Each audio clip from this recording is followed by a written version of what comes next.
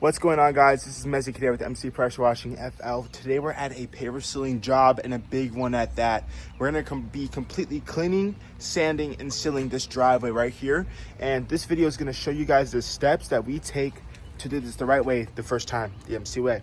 We're going to show you quick description. This is going to be like a 3-minute video just showing you guys a quick description, explaining the benefits and things that you have to be careful for when you're hiring a paver sealing company. And if you guys decide to choose us, we promise to do the best job we can, and we demand excellence from ourselves and of the job, and we'll show you exactly why people go with us to get it done.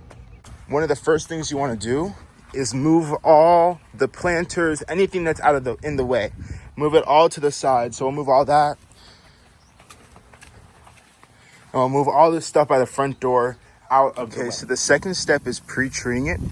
We're using an algicide just to kind of loosen up the dirt and the algae before we go ahead and use a surface cleaner. This is just going to help break down the algae and the dirt.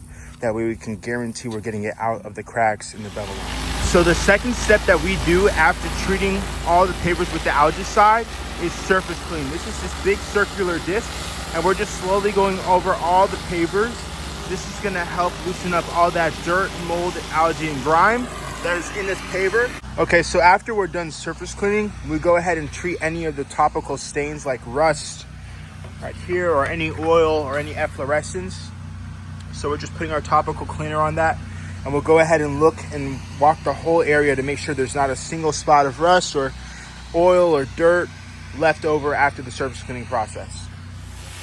After we treat all the topical stains, we're going to go ahead with our turbo nozzle, and that's going to get all the mold, the weeds, the dirt, the algae out of the bevel lines, ensuring that we can put down a solid amount of sand and make sure it's sealed correctly.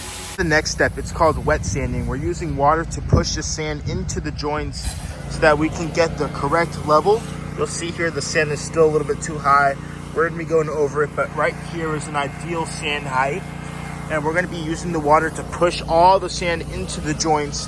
The reason why we use the water is because it allows the sand to compact better. Sand compacts better when it's wet versus when it's not.